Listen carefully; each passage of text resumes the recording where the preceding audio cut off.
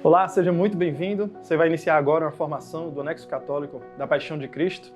E neste início eu queria logo explicar para vocês como vai funcionar essas aulas que nós vamos dar aqui, um estudo bíblico sobre todo momento, desde Getsemane até a ressurreição do nosso Senhor. E aqui nós vamos usar a cronologia do filme A Paixão de Cristo de Mel Gibson, mas não vamos poder exibir as imagens do filme por conta dos direitos autorais, que aqui no YouTube o vídeo cairia. Aí, para preservar a formação, nós continuaremos ela sem exibir as cenas, mas explicaremos cada cena, vamos pontuar, tentar explicar ao máximo para dar detalhes, para que você possa se recordar quando for assistir, ou se recordar agora, enquanto assiste a formação, caso você já tenha assistido ao filme. Mas futuramente, próximo à sexta-feira da Paixão, nós vamos gravar um vídeo completo, onde eu vou acompanhar o filme, pausando ele e explicando pausadamente cada uma das cenas, onde durante todo o curso eu vou estar explicando aqui. Espero que você goste dessa formação, aproveite bem, utilize ela para aprofundar cada vez mais no mistério da paixão, morte e ressurreição do nosso Senhor Jesus Cristo e assim fortalecer a sua fé. Deus abençoe você e reze por mim.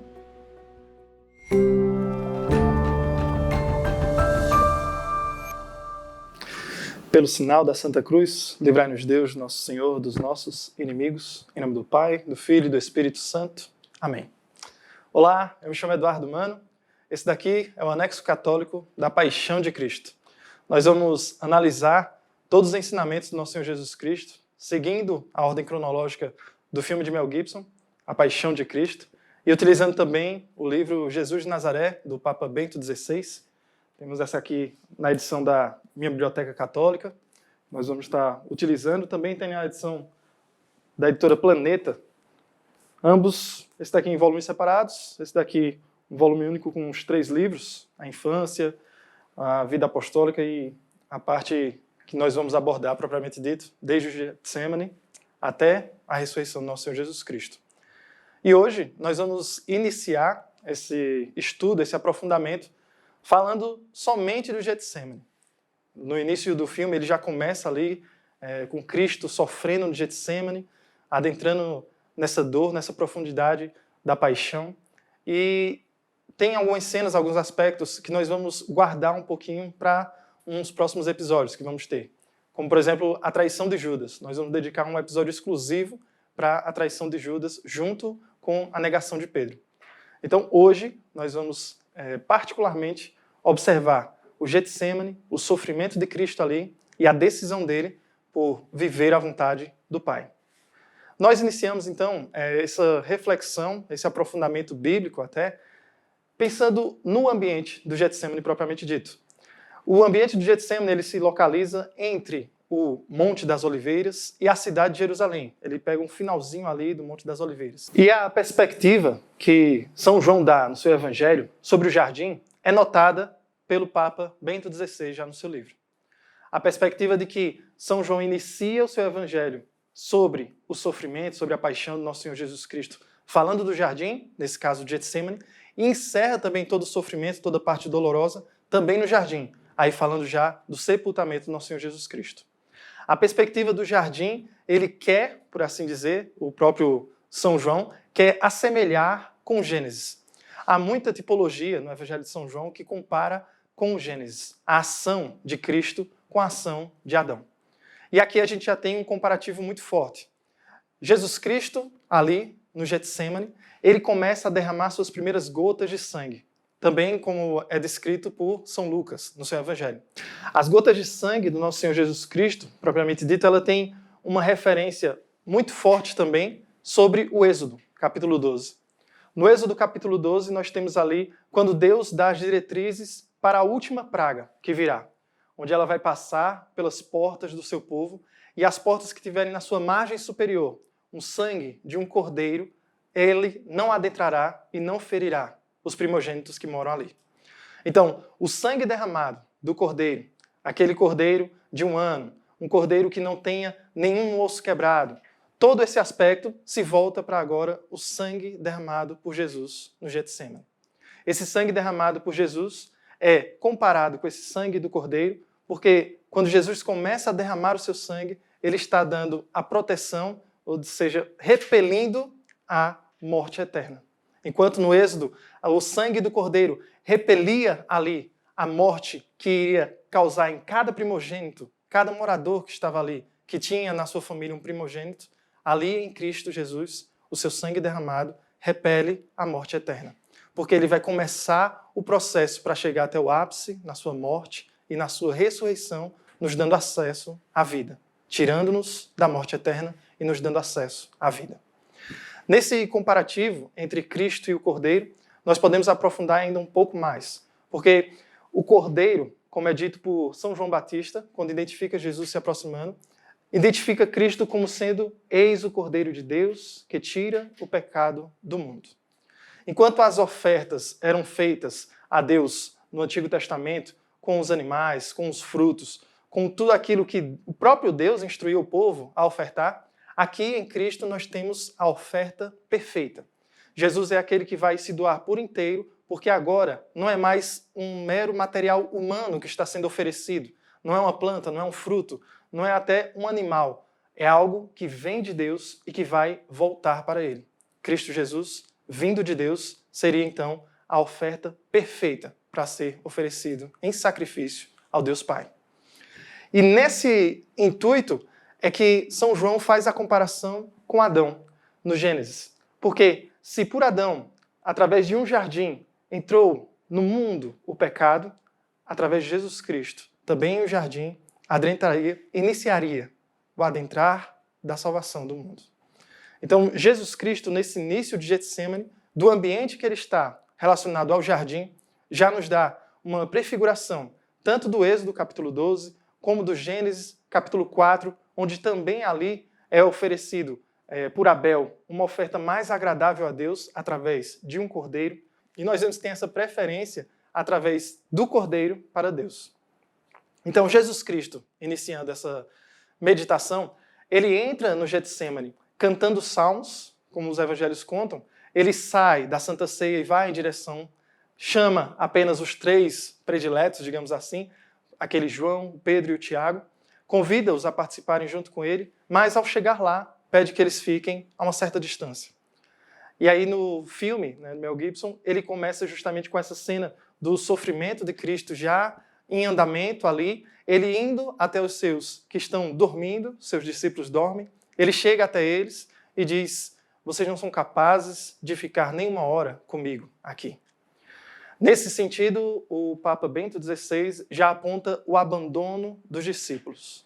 O abandono dos discípulos não somente pontualmente lá no Getsemane, mas o abandono daqueles que são seguidores de Cristo. Nós temos uma preferência em ser de acordo com as vontades do nosso corpo e sermos contrários com a vontade de Deus. Qual era a preferência daqueles 3 discípulos ali? A preferência pelo descanso. Cansados estavam, não davam conta de acompanhar aquilo que Cristo fez. Não davam conta de acompanhar a noite de oração, a vigília profunda em dor e sofrimento que ele estava vivendo. Eles não davam conta de acompanhar. E preferiram doar-se então para os sentidos próprios, os sentidos do próprio corpo, o descanso. Isso já remonta para nós aqui no dia de hoje, onde nós temos a oportunidade de acompanhar a Cristo nos seus ensinamentos, na sua vivência, no seu lidar com o próximo, mas que muitas vezes damos a preferência pelo conforto do nosso corpo. Aquilo que nos leva ao desconforto pode nos aproximar de Cristo, mas nós não queremos mais acreditar nisso. Nós queremos acreditar que a felicidade é aquilo que é confortável para mim. A felicidade está em eu poder me esbanjar em um banquete. A felicidade está em eu poder me esbanjar em um sono profundo. A felicidade, quando na verdade ela se dá na eternidade. A disposição que nós deveríamos ter era para observar os ensinamentos e as ações de Cristo e, desejosos, pedir a Ele a força para podermos acompanhá-lo. Assim como Pedro fez no mar revolto, pediu a Jesus: deixa-me ir até ti. E ele permite. E ele tem a capacidade dada por Cristo de caminhar. Mas quando se percebe sendo somente ele, acreditando que está só, ele cai. Então, todo esse ambiente do jardim, do Getsemane, o Cordeiro de Deus que começa a derramar o seu sangue, dando acesso ali àquilo que vai de uma forma contrária ao que Adão realizou, tudo isso ele começa a realizar já um desejo do Pai, a vontade do Pai. Tudo que Cristo veio aqui ao mundo realizar era somente cumprir a vontade do Pai. E aí nós temos a cena que remonta.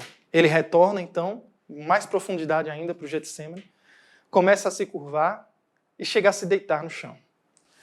Jesus, então, deitado ao chão, começa a perceber e aparece a cena do demônio acompanhando ele no sofrimento.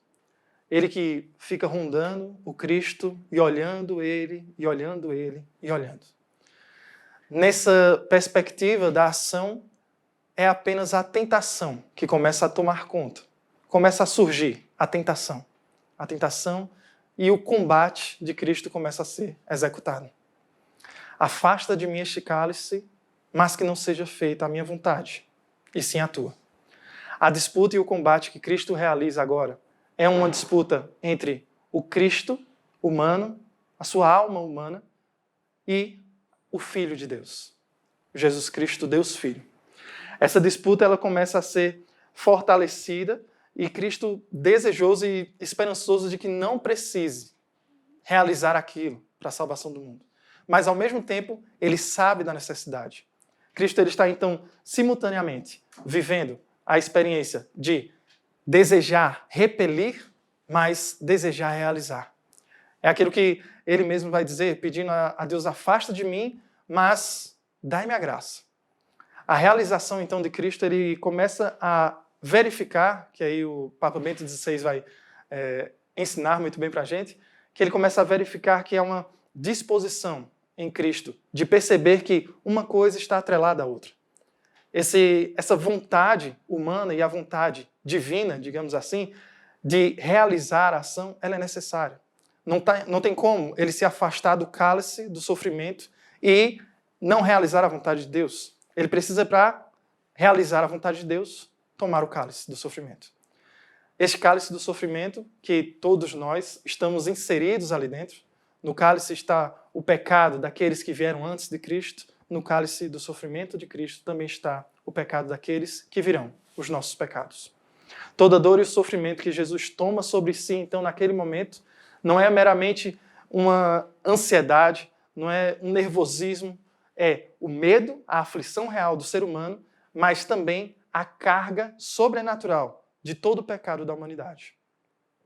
Mas Cristo, ao fim da cena, dessa cena do Getsemane do início, ele começa a se erguer e a partir dali nós começamos a perceber que não há um retorno mais àquele desejo de afasta de mim esse cálice, tira de mim essa dor. Não, o tempo todo agora ele tem uma disposição a realizar a vontade do Pai. Ele realmente percebe-se ali que ele compreende a sua missão por fim. Aquela missão que ele já tinha dentro de si, o conhecimento, mas que agora ele toma sobre si e diz, é para caminhar, agora é para executar, é para fazer. E aí o Cristo, que antes prostrado, e o Papa Bento XVI lembra das ordenações que nós temos, né? Toda ordenação, aquele que vai ser ordenado se prostra no chão, porque aí você coloca então toda a sua vontade abaixo, colocado, esparramado pelo chão. Então, tudo que está acima você acaba acolhendo e absorvendo. Então você põe sua vontade ao chão e a vontade de Deus que venha sobre mim. Essa disposição de se entregar por inteiro, que a cena mostra, do Cristo deitado. E aí, com o demônio ali rondando, tentando, começa a provocá-lo até, algum diálogo que é criado, dizendo que ele pergunta, e quem é o teu pai? Quem é o teu pai? Como quem diz, nota que estás sozinho aqui. Tentando fazer com que Cristo percebesse uma solidão na qual ele sabe que ele não tem. Porque ele tem a presença por completo. E então o Cristo começa a se levantar, a se erguer, e ele toma uma atitude ao animal que o demônio coloca por ali por perto, uma serpente. O demônio dispõe uma serpente que ela vai começar a rondar, vai rondando, se aproxima do Cristo. E ele de pé, olha para a serpente e esmaga. O esmagar da serpente é uma referência completa que Mel Gibson inclui no filme, que não está presente nas escrituras, no Getsemane propriamente dito, mas ele faz uma referência ao Gênesis. Gênesis, logo no início, no capítulo 3 e 4, onde Deus vai dando as informações de resposta à ação do homem. Quando Adão e Eva caem no pecado, a resposta primeira de Deus à serpente é: porém inimizade entre ti e a mulher, entre a tua descendência e a descendência dela. E aqui uma observação interessante que os padres da igreja fazem é que toda descendência explicada biblicamente, ela tem como referência a paternidade. É sempre a descendência de Abraão, o filho de Davi, é sempre a paternidade que é uma referência para a descendência. Cristo é o único na história da humanidade que tem a descendência de mulher. Por não ter um pai biológico, ele é o único na humanidade que tem a descendência da mulher. Sendo assim, Cristo sendo descendente da mulher, a serpente, que é descendente do demônio, e a imagem mostra claramente isso, né? Ela sai de dentro daquele que representa o demônio ali, a serpente sai por debaixo de suas vestes e vai até o Cristo, mostrando perfeitamente a descendência ali, e aí ele que pisa na serpente, demonstrando que a descendência daquela serpente, a descendência do demônio, do inimigo, ele não tem poder. Quando o Cristo toma sobre si o poder de Deus, que é quando ele se ergue ali do chão, ele não teme mais nada. O pisar na serpente significa a inferioridade do mal diante da superioridade do bem. Mas isso também não quer dizer a falta de sofrimento. O sofrimento vai apenas iniciar. E aí começam-se então o caminho de Cristo até os julgamentos, as condenações e o sofrimento da cruz. E então, nosso Senhor Jesus Cristo se levanta, ao pisar na serpente, ele começa então o seu caminho até o Calvário, iniciando primeiro pela prisão. Ele vai até os discípulos, avisa que é chegada a hora, os soldados se aproximam, começam aprendendo, perguntam quem é o Cristo, ele se apresenta e vão até ele para realizar a prisão.